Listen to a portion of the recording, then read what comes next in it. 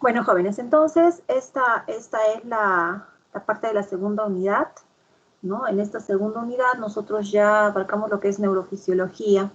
La neurofisiología está dividida en la segunda fase, en lo que es neurofisiología y neurofisiología B, comprendiendo todo lo que es estructuras, arcorreflejos, órganos, fisiología de los sentidos, y así todavía se va extendiendo hasta parte de la tercera fase, terminando finalmente con digestivo. Entonces esta parte es un poco estructural, introductoria, para después poder ir avanzando poco a poco, ¿no? De una forma más específica.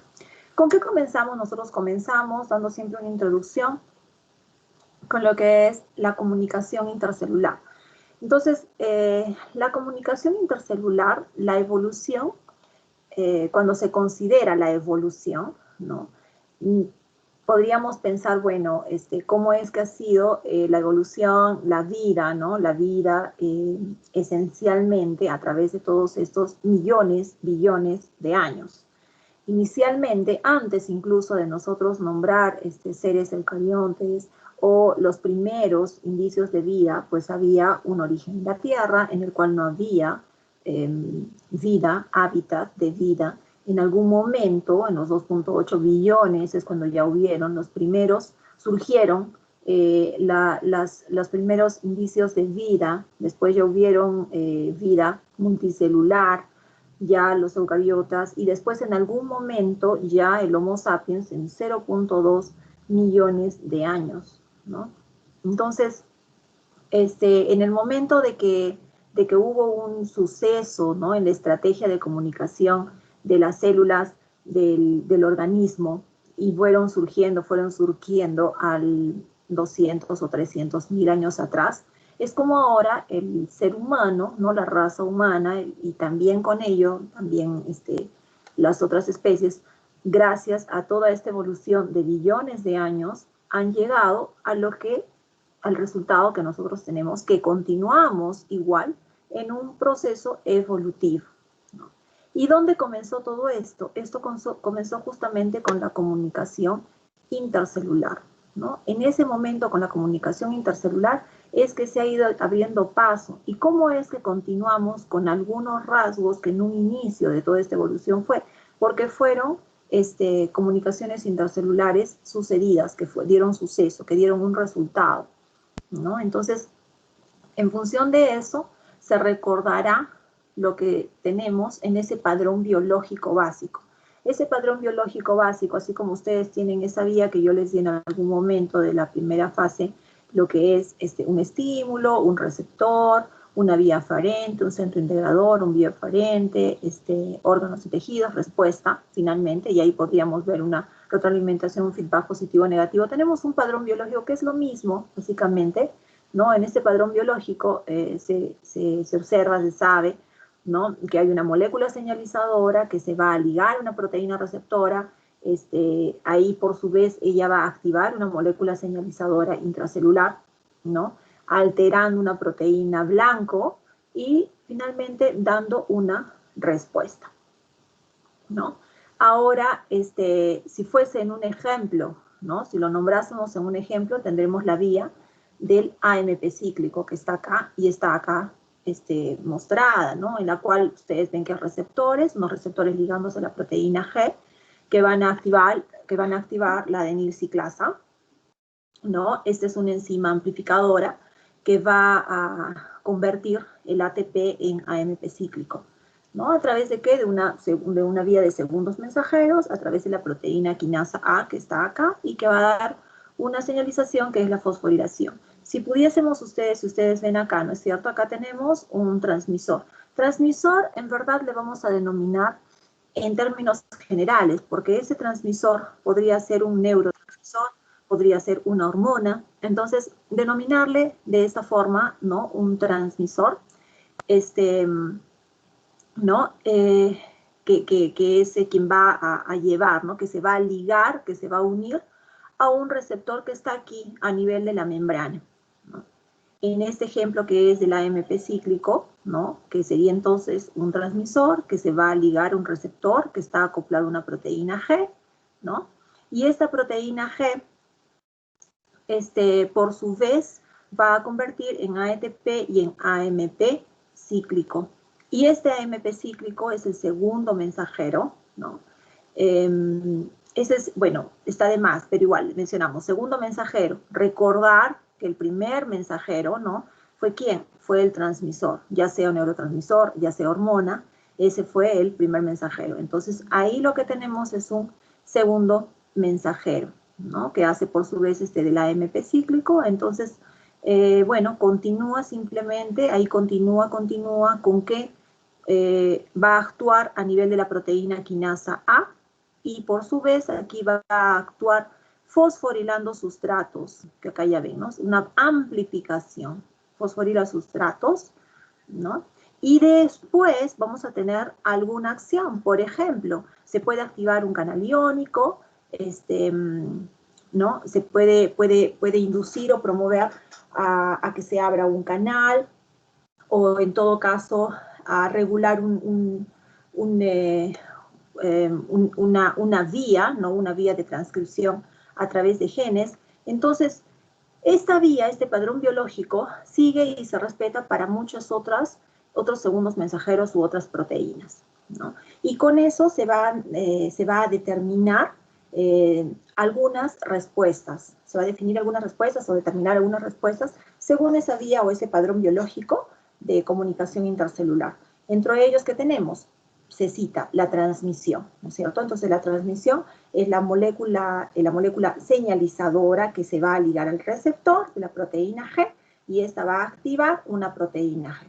Ahora tenemos que esta proteína G es amplificadora, ¿no? Esta proteína G va a ampliar, va a convertir el adenilato ciclasa en un amplificador de enzimas. Por eso es que ven a este nivel, ¿no? Cómo se va amplificando. Amplifica de tal manera que, según la literatura, se sostiene que de 10 a 20 proteínas G, ¿no? Es decir, que cada proteína G va a activar una enzima amplificadora. En la siguiente respuesta que se considera para ese tipo de respuesta por vía comunicación intercelular, se puede mencionar que la adenilato ciclasa va a convertir el ATP en AMP cíclico, ¿no? Entonces, muchas moléculas de segundo mensajero van a activar varios mecanismos. De esa forma, varias unidades de una sinasa pueden ser también activadas.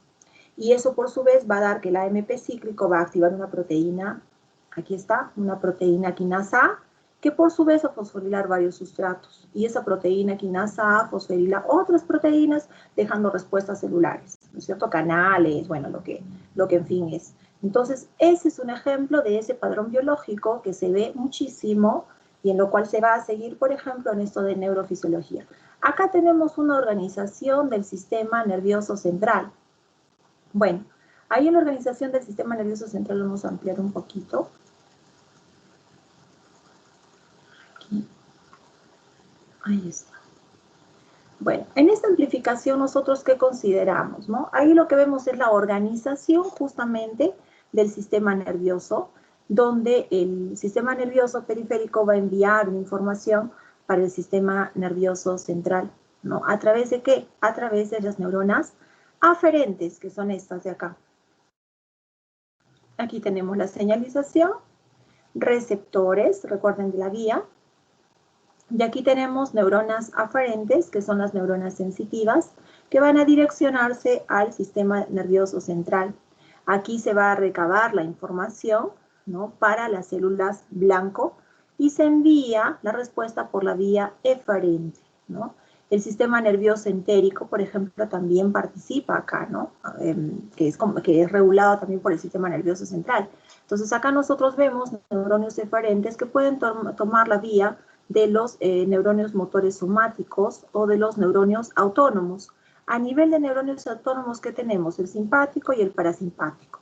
Si consideramos ambos, van a tener un control o una jerarquía sobre músculo cardíaco, sobre músculo liso,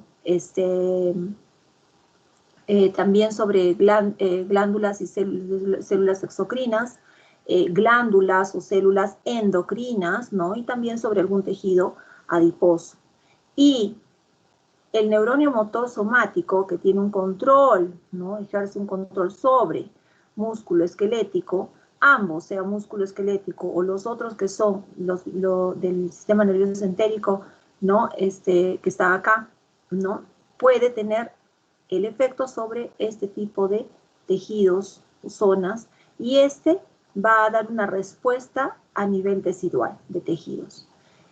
Sobre el sistema nervioso entérico, ¿quiénes tienen un control? El sistema nervioso autónomo, que por su vez él va a tener aquí ya directamente sobre estos tejidos, o también él se va a ligar, ¿no? Va a tener una comunicación directa con las neuronas aferentes, que aquí están, que son las sensitivas. Hay una señalización también, nosotros sabemos, sobre el tracto digestivo, sobre las neuronas entéricas. Y acá esta respuesta de las respuestas teciduales van a tener una alza larga, un feedback, una retroalimentación, que obviamente va a ser una alimentación negativa, ¿no? Que va a depender mucho de la respuesta frente al estímulo. Si ustedes ven acá, incluso en este cuadro se está considerando esa vía de homeostasis, mantenimiento del equilibrio, que es estimulación, receptor, aferente, centro integrador, eferente, efector y la respuesta propiamente dicha.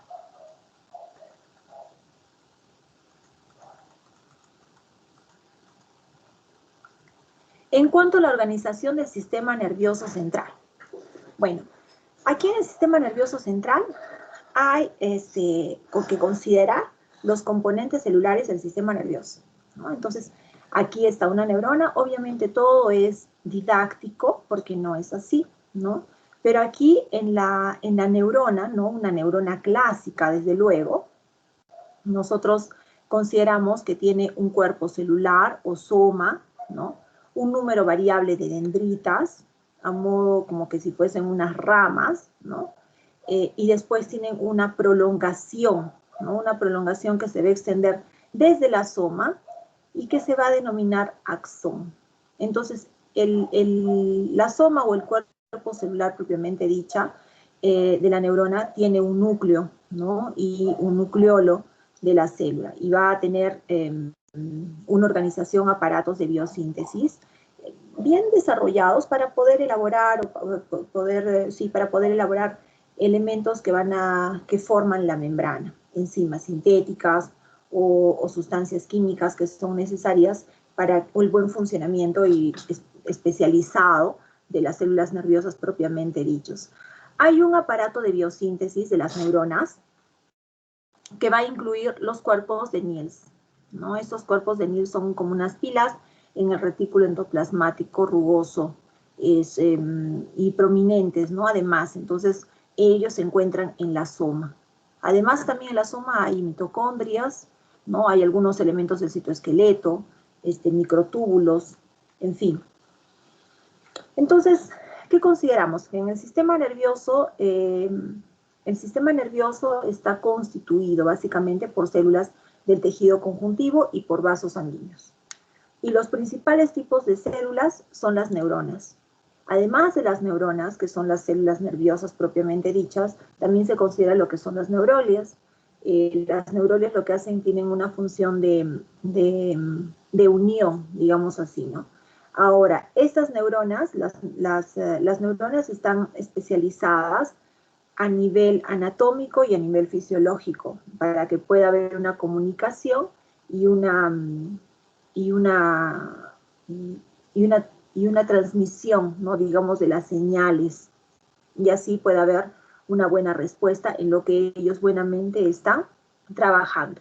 Esa neuroglia se conoce como el nombre de glía, ¿no? Ahorita lo vamos a ver. Y bueno, da básicamente lo que es el soporte. El cuerpo de Niels, la función básica del cuerpo de Niels es la síntesis y el transporte de las proteínas. Esa es la función principal del cuerpo de Niels. Aquí entonces, bueno, lo que se puede observar acá, ¿no? Por ejemplo, me está olvidando aquí. Aquí ustedes lo que pueden observar es en el transporte axonal. Por ejemplo, aquí, a ver, aquí tenemos, la mayoría de los axones son bastante extensos, son grandes, ¿no? Entonces, no va a ser tan fácil, hablando estructuralmente, de que pueda darse un desplazamiento movimiento eficiente de la superficie de la sustancia desde la soma, ¿no?, a las terminaciones sinápticas, digamos acá. Entonces, esa difusión, ¿no?, de los componentes se dan básicamente a través de un transporte axonal. Este transporte axonal está de más decir que va a requerir de una energía metabólica, ¿no?, y en la que van a participar los iones de calcio que van a estar a este nivel, desde luego. Entonces, van a haber unos microtúbulos que forman parte de este sistema de guías conductoras, justo a lo largo de todos estos axones. Lo que se necesita entonces es, aquí como en el gráfico se observa, vamos a ampliar un poco más. Bueno, aquí nosotros tenemos, ¿no es cierto? Aquí hay unos, la síntesis, ¿no? Hay un almacenamiento también. Ahí nosotros tenemos un almacenamiento, como en el gráfico lo muestra, peptidos que van a ser sintetizados y almacenados. Después va a haber un transporte rápido, con bastante flujo, a lo largo de estos microtúbulos, que desde luego esos microtúbulos van a llegar a un nivel final. Ese nivel final, que es el número 3, son de vesículas que contienen un material y que van a retirar o van a expeler ese material a través de la exocitosis por un cambio conformacional, en el cual nosotros consideramos ahí el calcio principalmente. Ahora, va a haber un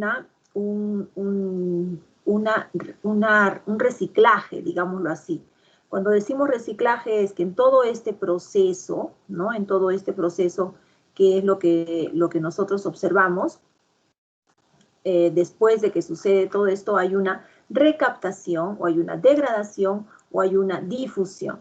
Entonces, en ese momento, lo que se está considerando, lo que se está colocando ahí, va a haber una, en este de acá va a haber un reciclado, una recaptación de eso que fue eliminado en el espacio sináptico. Después, finalmente, cuando ya tenemos, ahí vemos algo interesante y diferente, que es que de forma retrógrada, nuevamente es transportado por el axón, por otro microtúbulo, pero en sentido retrógrado. Y ahí después tenemos que dentro de los componentes de la membrana hay unos lisosomas que van a digerir para poder aprovechar de alguna forma algún material que ha sido transportado por el axón y luego va a ser reutilizado, ¿sí? Ahora, ese transporte axonal entonces es bidireccional, tanto en sentido hacia la parte apical y en sentido retrógrado, cuando ya ha habido una recaptación, digamos así, de algún material, ¿no? Y el transporte desde el cuerpo, desde la soma hasta esta terminación, es lo que nosotros denominamos transporte axonal anterógrado, ¿no? Ese es el transporte axonal anterógrado. El soporte del sistema nervioso central. El slide anterior, al otro, incluso les había indicado de que las neuroglias o las glías, las células glías del sistema nervioso central, son las que participan en el soporte del sistema nervioso central en el humano, ¿no?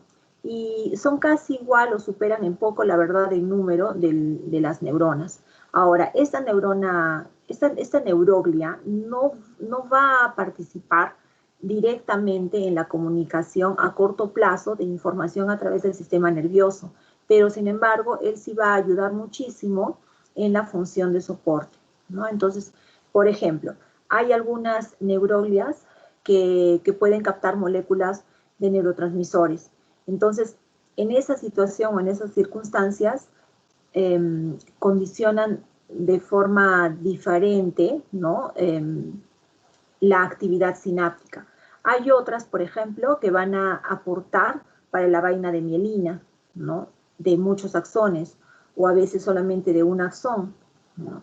Ahora, eso acá lo que nosotros consideramos. Aquí en la figura nosotros tenemos las células de neuroglia del sistema nervioso central, que tenemos los astrocitos, ¿no?, y los oligodendroglias. Los oligodendrocitos, ¿no?, que se pueden observar. ¿Qué pasa con los oligodendrocitos? Ellos cuando se observan los oligodendrocitos, ellos forman vainas, ellos forman unas vainas de mielina alrededor de los axones del sistema nervioso central, ¿no? Entonces, un axón puede ser mielinizado, digamos así, por varios oligodendrocitos, y por otro lado, un oligodendrocito puede proporcionar mielina también a múltiples neuronas. Ahora, en el sistema nervioso periférico se encuentran las células de Schwann. Aquí están las células de Schwann en el sistema nervioso periférico, ¿no? Y también hay las células satélite que proporcionan nutrientes y un soporte estructural para las neuronas del sistema nervioso periférico propiamente dicho, ¿no? Entonces, eso es algo muy distintivo del sistema nervioso central, donde una célula Schwann proporciona mielina para un solo axón, ¿no? Es muy esquemático, digamos, ese ejemplo. Ahora, la célula microglia y las ependimarias, aquí tenemos las células ependimarias, por ejemplo, y acá tenemos las microglias, ¿no? La microglia, básicamente, la función es de limpieza, y ella limpia y ella degrada las células muertas y va a proteger al cerebro de microorganismos invasores. Por otro lado, las células ependimarias, que están acá, son estas anaranjadas de aquí. Estas células lo que hacen son recubren el ventrículo del cerebro lleno de líquido, ¿no? Y el canal central de la médula espinal. Ellas van a participar, las células ependimarias participan en la producción de líquido del cefalorraquídeo, por ejemplo, y sirven como una amortiguación, ¿no? Participan del cerebro, es un componente también del plexo coroideo. Entonces, básicamente esas son las células de soporte de las células glia, que son células del sistema nervioso central, pero tienen una función diferente a la de las neuronas propiamente dichas. Y bueno, iniciando la conversación al respecto, ¿qué se considera? Es importante tener claro, ¿no?, de que hay las especializaciones a nivel de neuronas. Hay neuronas cuyos células blancos, digamos así, donde va a ser sinapsis, va a ser neurona con neurona, neurona con músculo, ¿no es cierto? O neurona también con una glándula, que puede ser una glándula exocrina. Entonces, aquí podría ser una glándula sudorípara, una glándula salival también, ¿no? Entonces, ahí tenemos algunos tipos diferentes de sinapsis y de comunicación. Y con todo esto, ahí van las estructuras de las neuronas. Entonces, las neuronas, básicamente, nosotros consideramos estructuras, podríamos considerar tipos de estructuras, ¿no? Unas estructuras que pueden ser anatómicas y fisiológicas. Dentro de las fisiológicas están la neurona aferente, neurona eferente y la interneurona, ¿no? Y ahí consideramos la forma estructural. En la forma estructural se considera la neurona pseudounipolar. La neurona pseudounipolar son neuronas sensitivas pseudounipolares, ¿no? Tienen un único proceso que se llama axón. Durante el desarrollo, el axón y las dendritas se van a fusionar, ¿no? Y entonces ahí tenemos un único proceso que se denomina axonio. Aquí tenemos una neurona que es una neurona bipolar. La neurona bipolar es una neurona sensitiva bipolar también, igual que la pseudoneurona, y tiene dos fibras. Ustedes verán que son dos fibras, ¿no? Dos fibras que son relativamente iguales y se van a extender del cuerpo celular de la soma, ¿no?, hacia los extremos. Un ejemplo de ellos, por ejemplo, en la nariz, en los ojos, en lo que es olfato y en lo que es visión. Aquí tenemos las anaxónicas. Las neuronas anaxónicas del sistema nervioso central son interneuronas básicamente, ¿no? Y esas interneuronas sin aparente axón.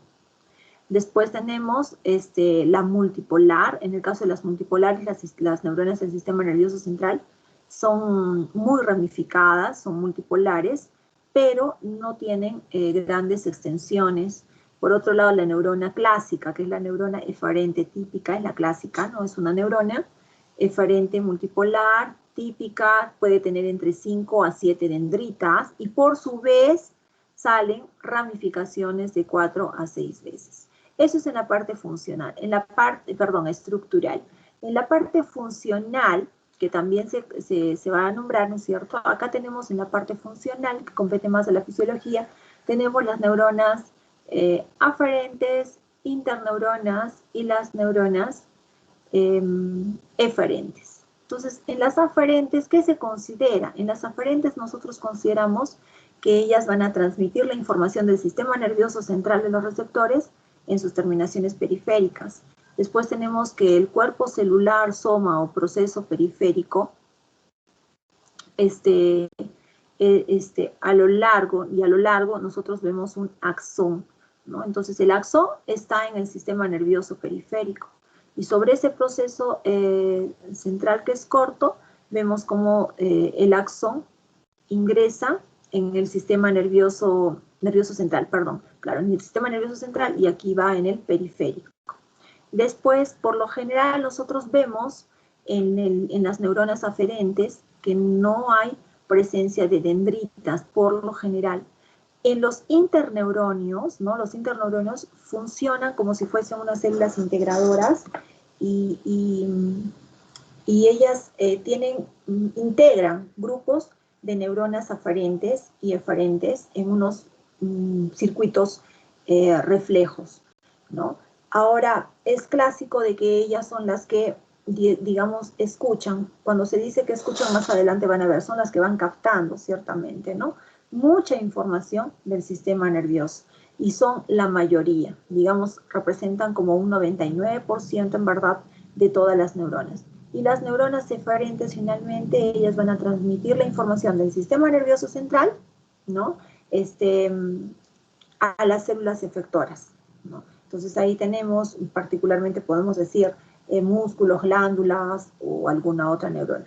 Tenemos la soma también, con lo que es acá, de los neurones eferentes, la soma, dendritas, y hay un pequeño segmento de axones, digamos acá en el sistema nervioso central, porque la mayoría estará en el sistema nervioso periférico. ¿Y qué tenemos ahí? Ahí nosotros tenemos un modelo clásico, ¿no? El modelo clásico y aceptado de lo que es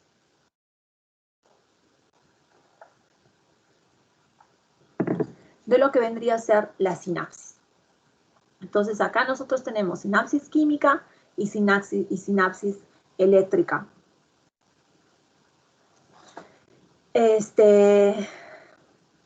Si nosotros consideramos, ¿no?, una neurona que está haciendo sinapsis química, ¿no?, ahí vamos a observar que va a haber la liberación de un transmisor. Recuerden que yo les estaba diciendo transmisor para considerar un neurotransmisor o de repente una hormona.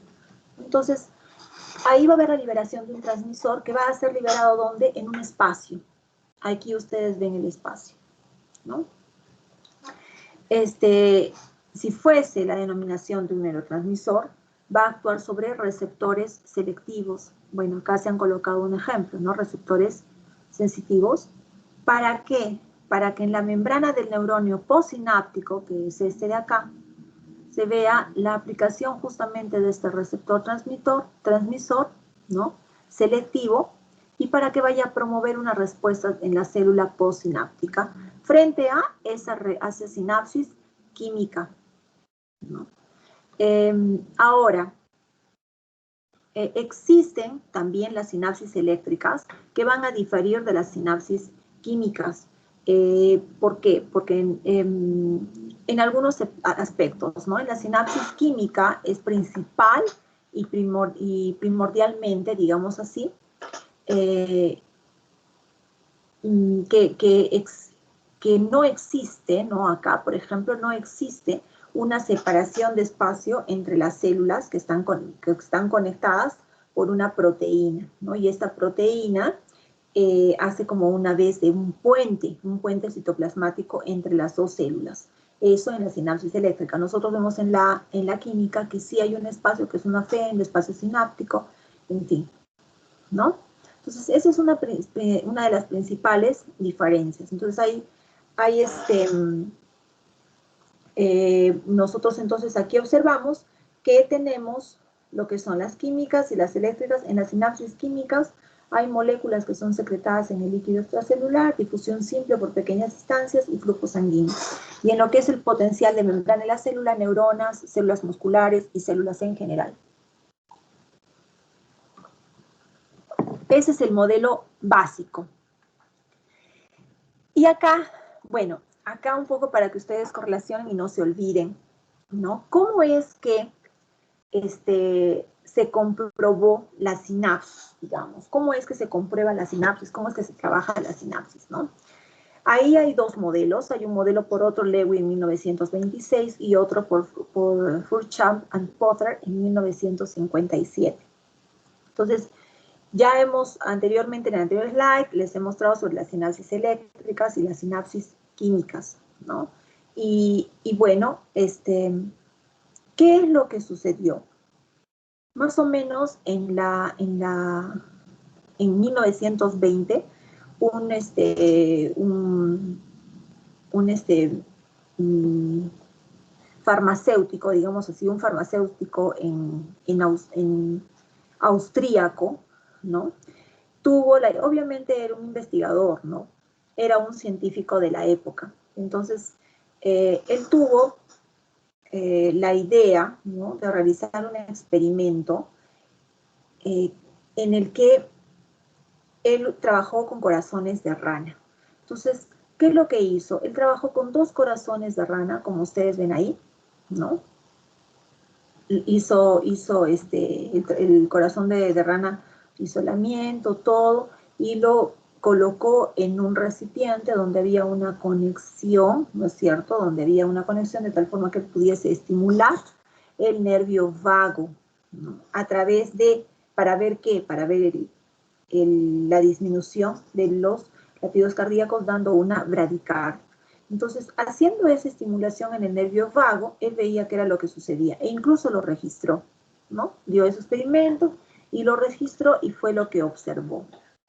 No quedó ahí, porque lo interesante de este experimento en aquella época que fue entonces de que este mismo compartimiento que contenía el corazón, que lo había retirado, lo había sumergido en ese líquido, y donde había colocado, donde había activado el nervio vago y había observado una respuesta, una bradicardia básicamente, colocó el segundo corazón, ¿no?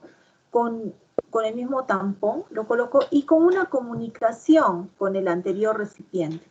Entonces, cuando colocó el segundo corazón y vio que hubo una comunicación, ¿no?, una difusión, digamos así, de este líquido, lo que observó en este corazón también fue una bradicardia.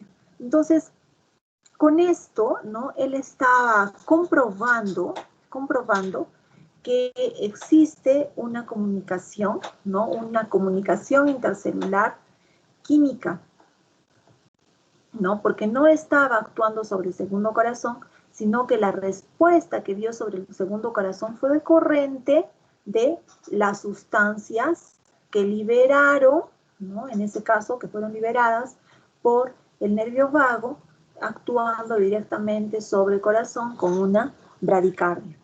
Y bueno, y paralelo con eso se ve acá después lo de Furchamp y Potter, comprobando la sinapsis eléctrica. Entonces ellos trabajaron con tejido neural de peces. Lo que ellos hicieron, bueno, hicieron unos, también, ¿no?, hicieron un aislamiento de ese tejido neural, y lo que ellos vieron era que efectivamente, frente al estímulo que ellos daban, ¿no?, ellos daban unos estímulos en ese tejido, pero observaban que habían unos impulsos, ¿no?, unas despolarizaciones subliminales. ¿Por qué no? Porque no conseguían llegar al threshold o al linear para que podamos afirmar que había una despolarización que dé en potencial de acción, sino simplemente se quedaba en una despolarización. Eso lo entendemos directamente en estas diapositivas, en las que están siguiendo. Ahí nosotros, ¿qué tenemos? Nosotros observamos ahí el modelo didáctico, ¿no?, porque no es así. Realmente nosotros observamos que cada célula, cada neurona puede hacer sinapsis con hasta 10.000 neuronas, una sola de ellas. Entonces la sinapsis química realmente es increíblemente compleja, ¿no? Y ahí vemos la sinapsis química en el sistema nervioso central, potencial de acción en la neurona presináptica. Antes hemos estado viendo la neurona presináptica, ¿no? Antes hemos estado viendo la estructura, ahora vamos a la neurona presináptica. ¿Qué observamos acá? Nosotros observamos una neurona terminal, ¿no? Tenemos la membrana presináptica, vemos moléculas del neurotransmisor, aquí membrana postsináptica, moléculas receptoras, canales de permeabilidad, donde puede estar abierto o puede estar cerrado. Y acá, por supuesto, lo que nosotros vemos es un potencial de acción con el threshold, aquí está, con el threshold o el linear. Entonces hay una transmisión de impulsos nerviosos a través de una sinapsis química. Y aquí ustedes ven, ¿no es cierto? Hay unos puntitos, lo que ya les había comentado. Acá estaba el asoma y todo de aquel el transporte axonal, que es un transporte axonal, un transporte axonal en ambos sentidos. Podía ser en el sentido indicado y también en sentido retrógrado, que era lo que yo les estaba mencionando, que era el transporte axonal bidireccional, ¿no? Bueno, entonces ahí tenemos, bueno, primero tenemos potencial de acción en la neurona presináptica. Un potencial de acción, ese potencial de acción tiene que superar el linear o el threshold.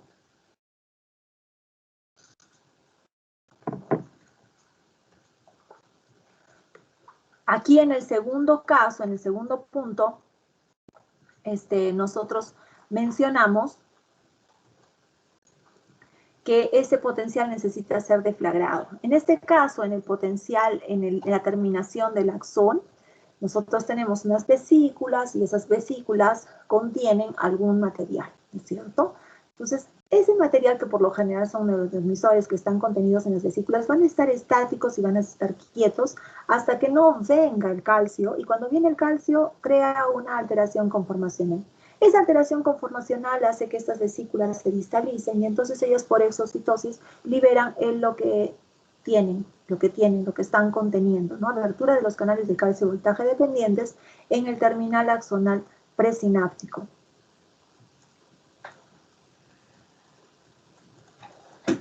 Y acá tenemos exocitosis, ¿no? De las vesículas con los neurotransmisores. Pues nada, ingresa el calcio, alteración conformacional, y ahí se ve la exocitosis de las vesículas. Y acá están neurotransmisores que se une a su receptor selectivo en la membrana de la neurona postsináptica. Ya llegó aquí a la membrana, ya está uniéndose a la membrana, ¿no? Luego que pasa el espacio sináptico o la fenda sináptica propiamente dicho. Eso es a nivel de ese espacio. Y algo aquí, ¿no? Entonces aquí, para que ustedes puedan tener una correlación. Sinapsis química en el sistema nervioso central.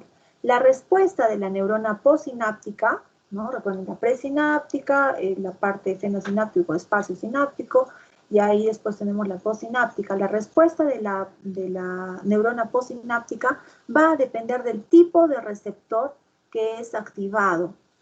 Y los neurotransmisores tienen diferentes subtipos de receptores y las células postsinápticas expresan uno o alguno de esos receptores. ¿Qué quiere decir? ¿A qué se refiere? Si nosotros colocamos un ejemplo acá de la noradrenalina, ¿no? Entonces la noradrenalina es liberado por el simpático para las arterias. Y acá tenemos este ejemplo, ¿no? En este ejemplo observamos que los científicos no se explicaban muy bien cómo era posible que la misma sustancia, ¿no? El mismo transmisor, digamos así, siguiendo el ejemplo, ¿no? La noradrenalina, que es liberado por las terminaciones, por las terminaciones sinápticas del sistema nervioso autónomo, podía ser capaz de provocar vasodilatación y vasoconstricción. No quedaba claro, no tenían idea muy bien qué estaba sucediendo, cómo era posible que la misma pueda tener esas dos reacciones. Entonces, aquí se les coloca, ¿no? El ejemplo de las arterias coronarias.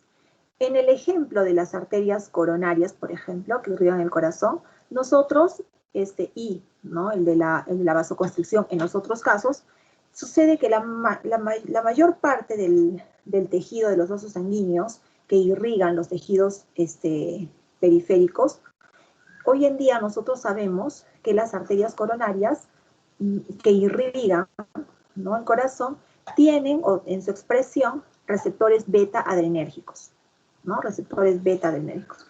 ¿Qué pasa con estos receptores beta-adrenérgicos? Estos receptores beta-adrenérgicos, cuando se ligan, cuando captan la noradrenalina que es liberada por el simpático, esta adrenalina liberada, ¿no?, podría actuar, o de repente por la médula suprarrenal, se va a ligar justamente con estos receptores beta, ¿no? Y esa respuesta inducida, ¿qué es lo que va a activar? Va a activar una vasodilatación.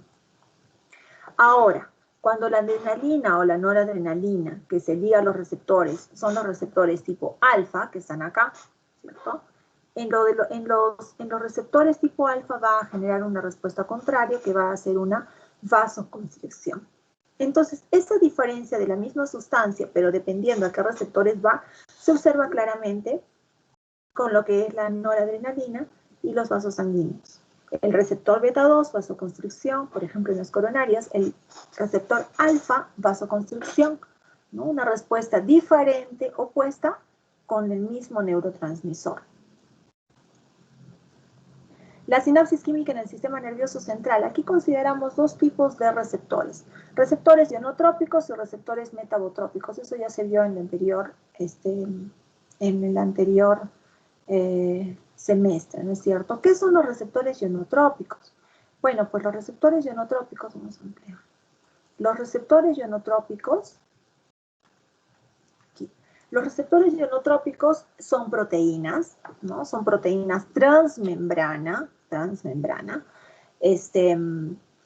y que tienen un poro para el pasaje de los iones. Luego de que ha habido una ligación o no de un neurotransmisor, ya sea se abre, ¿no?, o ya sea se cierra, permitiendo o de repente también impidiendo el pasaje de los iones de la membrana celular. El metabotrópico, por otro lado, son son proteínas transmembrana que luego, ¿no?, de la ligación con el neurotransmisor va a provocar un cambio químico dentro de la célula. Al provocar ese cambio químico, inmediatamente ustedes van a pensar en un cambio de que va a ser la formación de segundos mensajeros.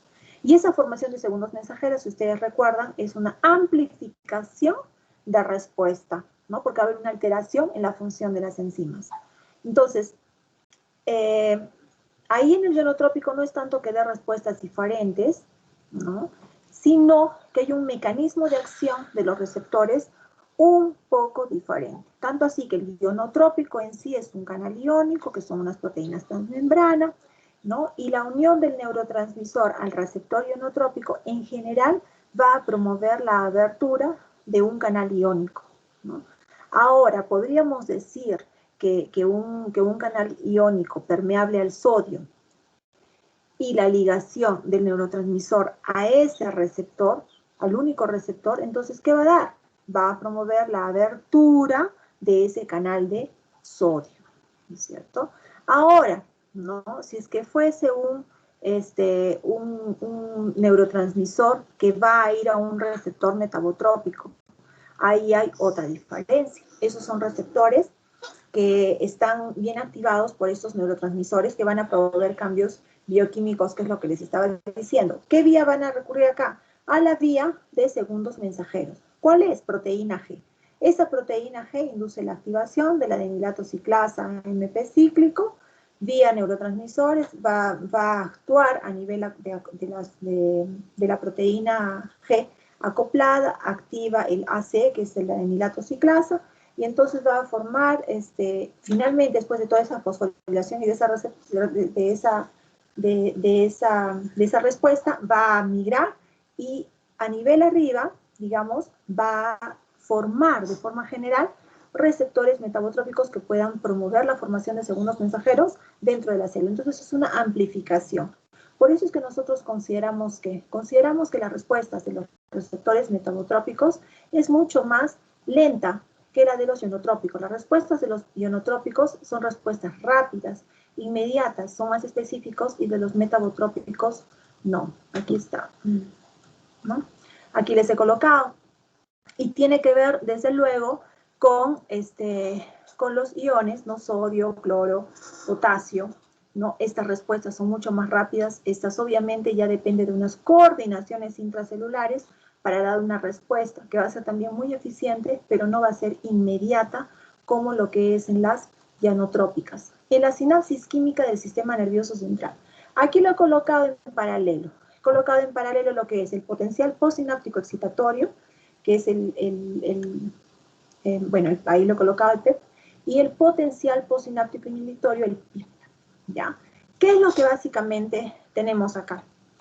Bueno, aquí es una neurona en el centro para poder colocar en ambos sitios. Supongamos que la respuesta en la célula postsináptica, jóvenes, estamos en postsináptico, ya pasamos lo que es presináptico, ¿no? Supongamos que la respuesta en una célula postsináptica, independiente, ¿no? de que vaya a ser mediada por un receptor ionotrópico o metabotrópico, al margen de eso va a ser una señalización eléctrica. Esta respuesta, esta señalización, puede ser excitatoria o inhibitoria, y a eso se refiere este slide, ¿no? Si es que fuese, hablando en un ejemplo, ¿no? Cuando tenemos, más adelante voy a mostrarles algunos neurotransmisores principales, pero cojamos el ejemplo del glutamato. El glutamato es un neurotransmisor. El glutamato, cuando es liberado, este neurotransmisor, se va a ligar a un receptor. El tipo de receptor con el cual se va a ligar el glutamato es un receptor tipo AMPA, ¿sí? Este receptor tipo AMPA es un receptor ionotrópico, ¿ya? Este receptor ionotrópico obviamente va a ser un canal de iones, por eso es ionotrópico. Ustedes inmediatamente van a recordar que es un canal para iones. Ahora, la ligación de este glutamato al receptor AMPA va a permitir que se abra ese canal y entonces por ahí va a ingresar sodio. El sodio que ingresa en la célula la va a despolarizar, ¿no? Entonces va a permitir, va a hacer que el potencial de la membrana sea menos negativo, ¿no? Aquí, sea menos negativo. Entonces, como va a ser menos negativo, esta sería una respuesta excitatoria, lo que se denomina un potencial postsináptico excitatorio. Ahora, no todas las respuestas a las señales eléctricas son respuestas excitatorias, porque también pueden haber respuestas eléctricas inhibitorias. Acá, ¿no? Excitatoria, inhibitoria. Ahora, ¿qué ejemplo? Ahí tenemos el neurotransmisor GABA, ¿no? ¿Y cuál es su receptor del GABA? El GABA puede tener dos tipos de receptores GABA tipo A o alfa y receptores GABA tipo B o beta. En el caso de los receptores tipo GABA alfa, ¿no? Que son para el GABA. En ese caso del GABA alfa es un receptor ionotrópico, es decir, va a provocar la abertura de un canal permeable, en este caso al cloreto, ¿no? ¿Y ahí qué va a pasar? Va a permitir, si es un canal de cloreto, de cloro, va a permitir el ingreso de cloreto dentro de la célula, ¿no? Ahora, como el cloreto es negativo, ahí se va a tener una respuesta de hiperpolarización. Por eso ven acá, hiperpolarización, ¿no? La célula va a ser poco excitable, ¿no? La célula se va a tornar mucho más negativa. Aquí está. Y en el otro caso, entonces tendríamos que hablar del GABA, este es el GABA alfa, aquí está, el GABA alfa. Aquí recién vamos al GABA beta, ¿no es cierto? El GABA alfa inhibitorio. En el caso contrario, en el caso del receptor beta, ¿no? El neurotransmisor alfa, GABA, que se va al receptor GABA beta. Y ahí ese es un receptor metabotrópico. Les colocaré acá. Este es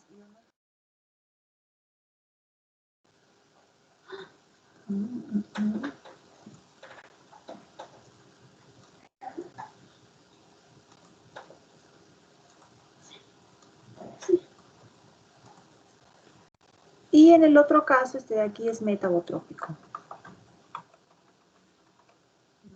En el caso del receptor metabotrópico, entonces, él va a conducir la activación de una vía bioquímica que va a promover la fosforilación, recuerden, segundos mensajeros, la fosforilación, la abertura de un canal de potasio, ¿no? Entonces, ese canal de potasio estaba cerrado y va a inducir a que se abra. Entonces, esa abertura del canal de potasio que estaba cerrado va a dar que al eflujo del potasio, ¿no? Va a promover el eflujo del potasio de adentro hacia afuera. Y ahora, como el potasio es positivo, la salida de ese potasio deja el potencial transmembrana todavía más negativo. Entonces, así es como el potencial postsináptico excitatorio, en este caso ha sido el ejemplo del glutamato y del GABA, ¿no? GABA alfa y GABA beta, como incluso con un solo neurotransmisor se pueden ver las dos respuestas, ¿no? Una respuesta a nivel metabotrópica y otra a nivel ionotrópica. ¿Qué se considera en lo que es excitación e inhibición? En excitación, considerar la abertura de los canales de sodio para que dejan pasar grandes cantidades de cargas eléctricas positivas. Después también tenemos en el excitatorio lo que es la depresión de la conducción mediante los canales de cloruro de potasio o de ambos, y después diversos cambios en el metabolismo interno de la neurona postsináptica para excitar a la actividad. En lo que es la inhibición, apertura de canales de ion de cloruro en la membrana neuronal postsináptica, aumento de la conducción para los iones de potasio fuera de la neurona y finalmente activación de las enzimas receptoras que van a inhibir funciones metabólicas, ¿no? Celulares directamente encargadas en aumentar el número de receptores sinápticos que puedan ser inhibidores o disminuir en todo caso los excitatorios. ¿Cuáles son los principios de la integración sináptica? En la integración sináptica, la mayor cantidad de neuronas del sistema nervioso central, ya les mencioné que hacían miles de contactos. ¿Cuántos aproximadamente? Según la literatura dice que pueden llegar a tener hasta 10.000 contactos, ¿no? Sinapsis. Entonces, esa neurona va a tener que integrar toda esa información, toda esa entrada sináptica y decidir una entre otra. Es lo que se indica, ¿no? Hace oídos y tiene que definir. Ustedes están ahora acá sentados, ustedes están escuchando la clase, pero de repente alrededor pues está la hermana o el hermano haciendo ruido, de repente alguien está pasando, de repente pues hay al lado una casa que está construyendo y está el taladro, el tornillo, o bueno, o simplemente ustedes están distraídos pensando en otras cosas. Entonces, toda esa información que puede ser vía neuronio motor o puede ser sensitivo, en fin, va a definitivamente irromper en lo que ustedes tienen que estar haciendo, que es estar concentrados. ¿Qué es lo que tiene que hacer una neurona, digamos así, si hablamos esquemáticamente? Ella va a tener que decidir entre esas 10.000 sinapsis, ¿no? Entre varias respuestas, entre varias opciones, va a tener que decidir en solamente una para poder optar por estar concentrado. Y básicamente va a hacer a un lado todo el resto de la información que ella está oyendo. Oyendo es decir, que ella está sintiendo y está teniendo esa información para que pueda deflagrar o no deflagrar en un potencial de acción determinado para tal respuesta. Ahora, en la integración sináptica a nivel sistema nervioso, este cuadrito es súper interesante porque es un esquema, ¿no? Digamos que esta neurona está siendo activada por múltiples entradas sinápticas que están llegando ahí, ¿ya? Entonces, ¿qué tenemos? Nosotros tenemos aquí que esta es la zona de martillo, por un caso. Esta es la zona de martillo, que es la zona activada. Entonces, aquí tenemos que se inicia la propagación de un potencial de acción, ¿no? Y cada una de estas líneas que ustedes ven aquí, ¿no? En este gráfico, va a ser cómo es que se va propagando desde el inicio en la implantación, el cono de implantación. Este es el cono de implantación o la zona de gatillo. Desde el inicio, que es la zona de implantación, cómo se va direccionando hacia la terminación adicional. Ustedes observarán que las líneas están iguales. Hay una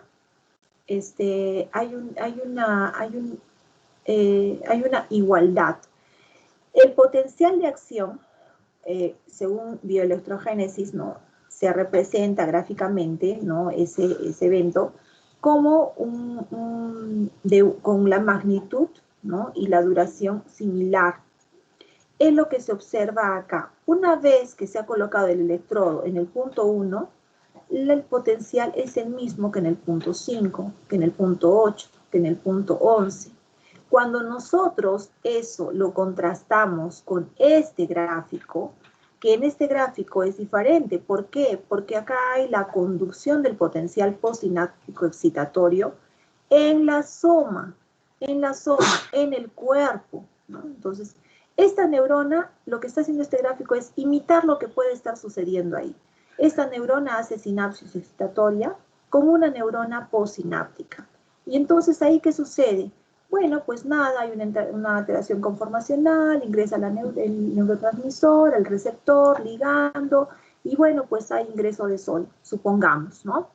Hay ingreso de sodio. Y ese sodio que va a ingresar a partir justamente de este canal ligante que fue abierto por el neurotransmisor y que va a permitir que el sodio ingrese, va a despolarizar la membrana.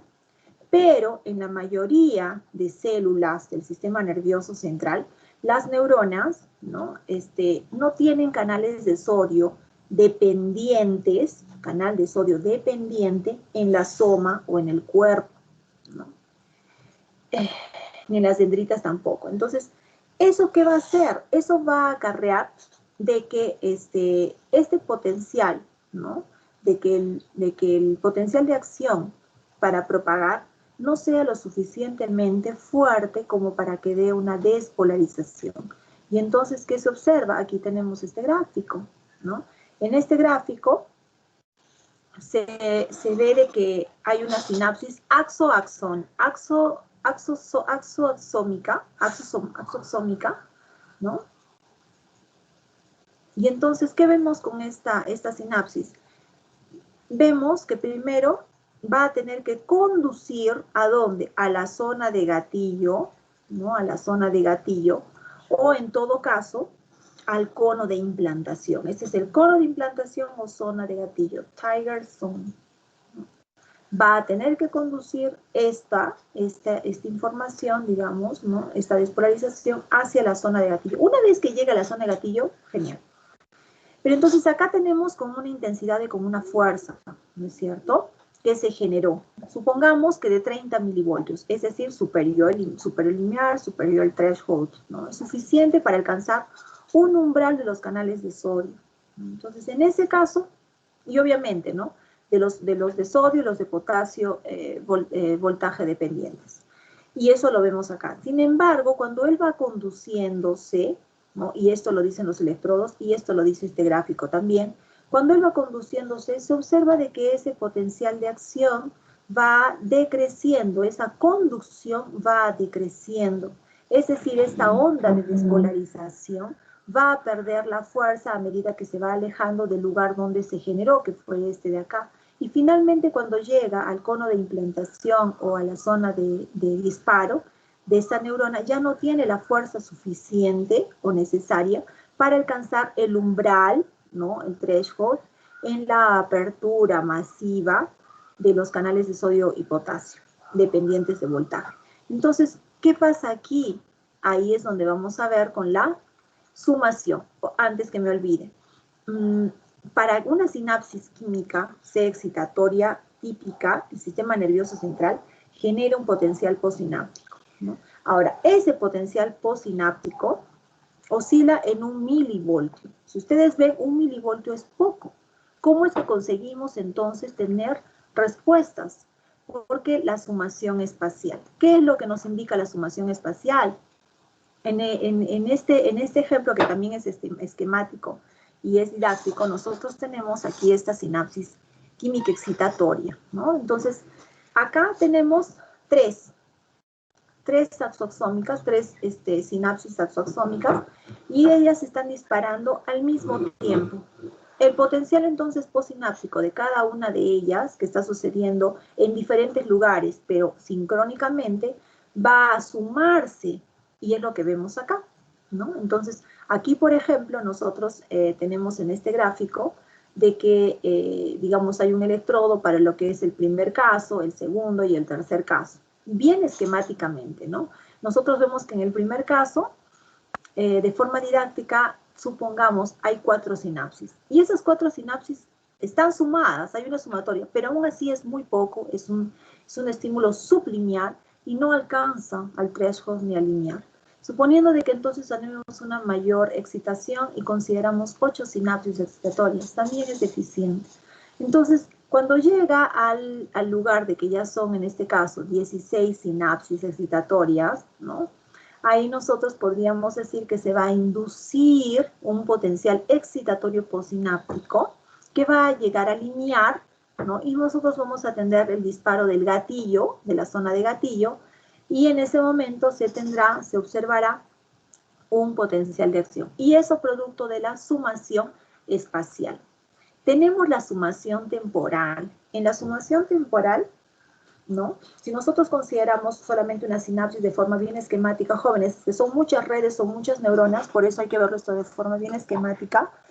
Si nosotros consideramos una sola sinapsis, entonces, olvidándonos del resto y considerando solamente esa neurona que está haciendo sinapsis como con 10.000 neuronas a la vez, concomitantemente, y ahora nos profundizamos más y solamente vamos a coger esa neurona con una sola sinapsis axosómica y nos olvidamos del resto, de todas las otras 9.999 sinapsis, ¿no? Entonces, en ese caso, ahí tenemos una neurona negra y una neurona azul en ese esquema, ¿no? En esa sinapsis.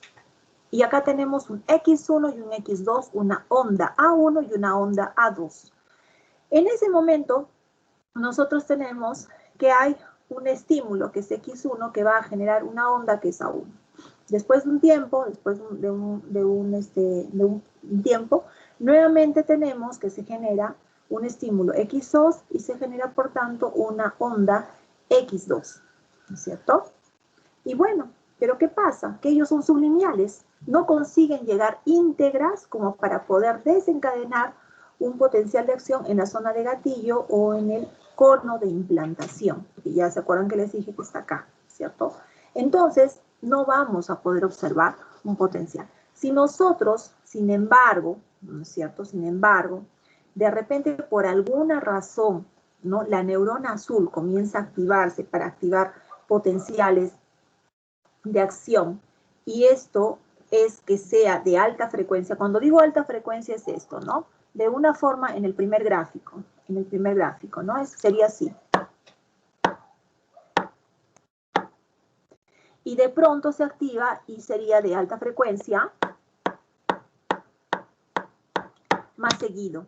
Entonces, en esa situación de que fuese, ¿no?, una activación de alta frecuencia por minuto, nosotros ahí sí podríamos evidenciar esquemáticamente una sinapsis que está sucediendo varias veces a lo largo de un tiempo, y cada uno de ellos entonces van a ser sumados a los anteriores, y sí en ese momento podría llegar un mayor potencial a esa zona de gatillo o a ese cono de implantación.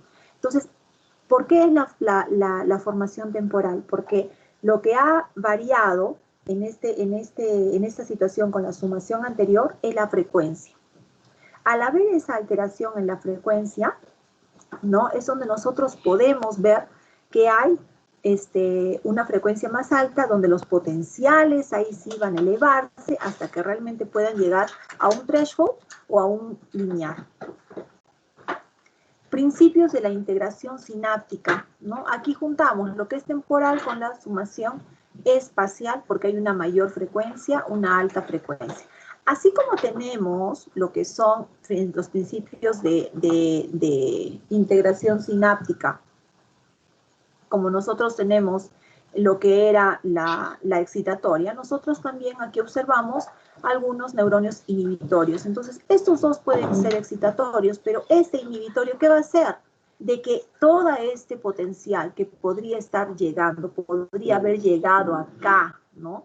A la zona de, al cono de implantación o la zona de disparo, como para que supere el lineal, no llega, entonces es un estímulo sublineal. Recuerden que estos son potenciales graduados, no son potenciales de acción siguiendo lo que es la ley del todo del nada, de todo o nada, sino estos son potenciales graduados.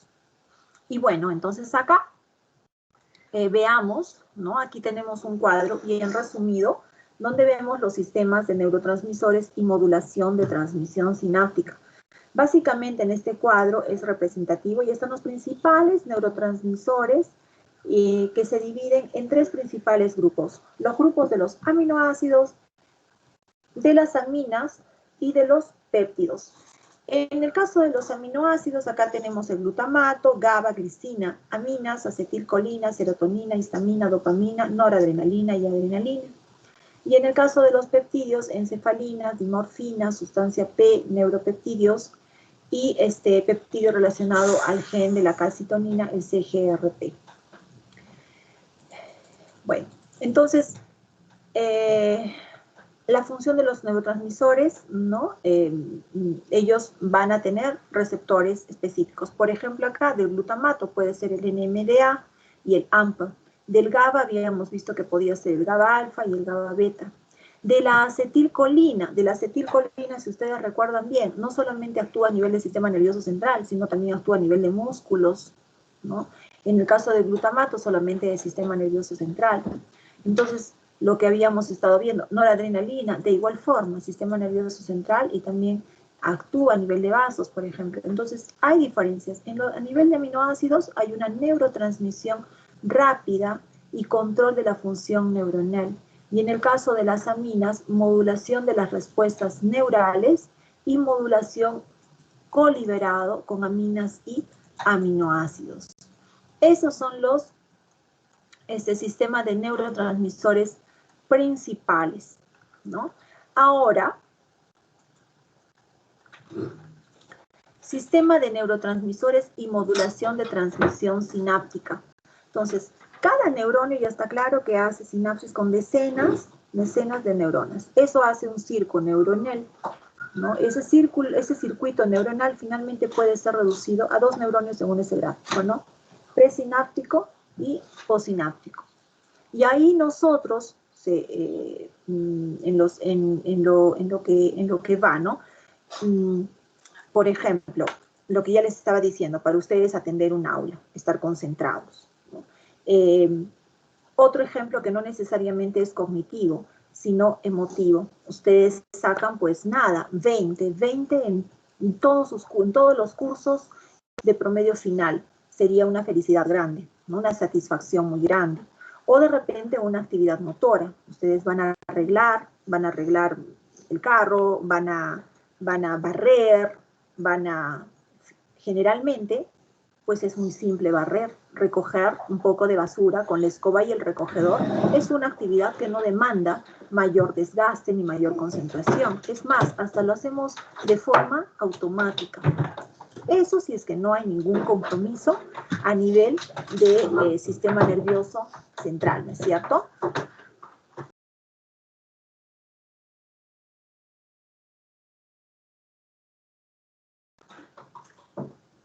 Gracias. Y bueno, y para esto es justamente la importancia, ¿no? La facilitación de estas neuronas presinápticas, ya sean excitatorias, sean inhibitorias. ¿Por qué? Porque nos van a permitir, ¿no? Nos van a permitir una actividad neural que va a depender de excitación o de inhibición. Y con eso nos va a permitir la modulación que va a ser tan importante, no va a ser tan importante para que podamos nosotros desempeñar algunas actividades. Cualquiera que sea, nos van a apoyar en cierto sentido.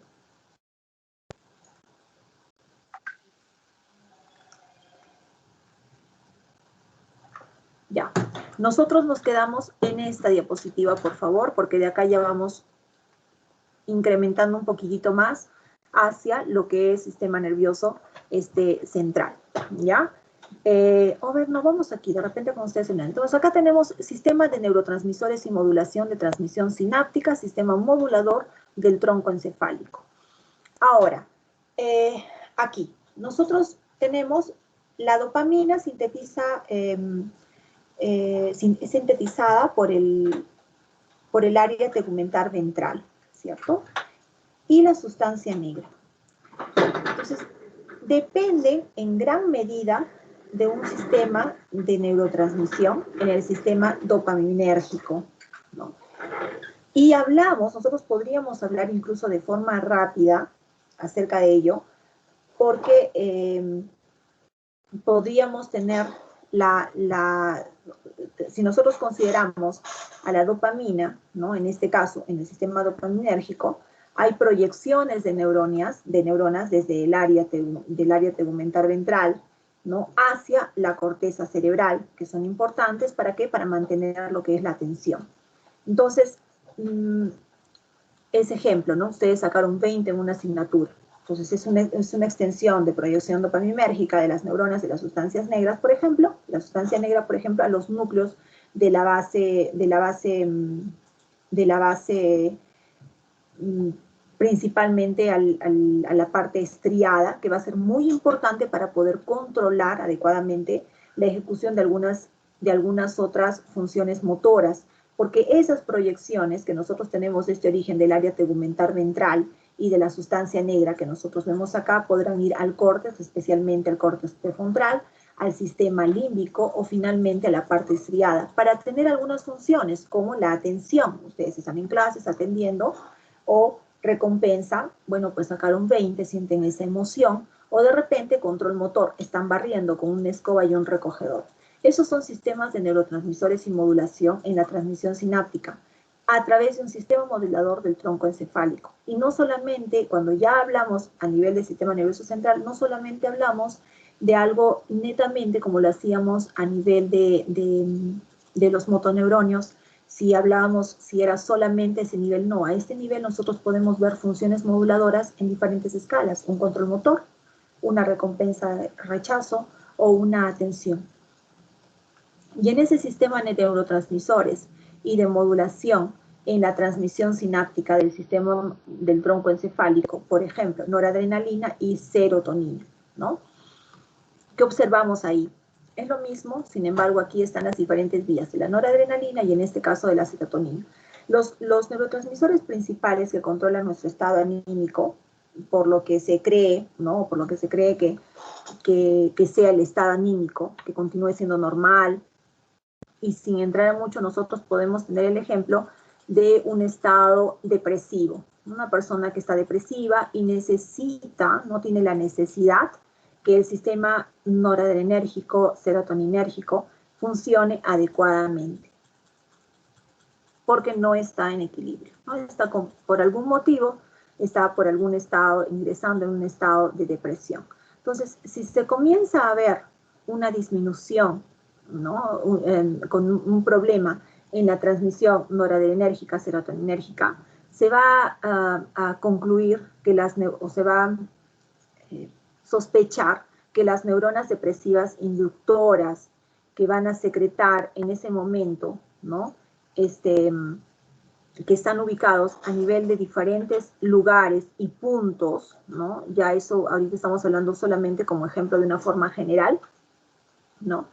Se podría decir en todo caso, en experimentos que se han hecho, ¿no? Y que se han dado, que se puede hacer un bloqueo incluso quirúrgico, o también de repente algunos tratamientos farmacológicos para que pueda haber una recaptación y pueda mejorar el estado anímico de la persona. Cuando se habla de algunos tratamientos, por ejemplo, aquí se habla de neurotransmisores liberados que van a sufrir algún tipo de en este caso de la serotonina, que es el sistema serotoninérgico. Hay algunos medicamentos que van a actuar con la recaptación, otros van a perpetuar un poquito más, en el caso de la degradación, o en todo caso la difusión.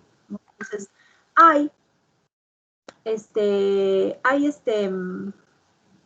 vamos a quedar acá. Entonces, A ver, nos quedamos acá jóvenes, ya mejor, sistema, porque si no voy a correr para esta parte. Nos quedamos en esta diapositiva, en la diapositiva número 30. Fiorella. Doctora. Fiorella, notas por favor diapositiva número 30 con el grupo de ustedes, ¿ya? Para quedarnos para la próxima clase. Bien, doctora. ¿Sí? Doctora, una consulta acerca Sí. del pasito del día de hoy. ¿Va a ser igual que los demás? O sea, la misma metodología de un artículo o va a ser diferente? No, va a ser igual, pero ¿saben qué? Mejor van a ser dos cuestionarios. Uno cuando terminemos fisiología A y el otro cuando terminemos fisiología B. Ya, inicialmente sí estaba pensando colocar uno ahora, pero vamos a colocar mejor dos, uno fisiología A y otro fisiología B. Entonces, fisiología A iría el día sábado de la próxima semana y el de fisiología B iría pues el otro sábado terminando fisiología B. Y va a ser igual, va a ser una lectura, control de lectura, del tema obviamente, ¿no? Muchas gracias, doctora. Ya, Fiorella, de nada. Jóvenes, ¿alguien más para la asistencia, por favor? Doctora, yo tuve un problema para la conexión de la corriente de mi casa, estaba mal, parece Ya. que estaba. Voy a llamar entonces y por favor me indicas, ¿ya? Ya.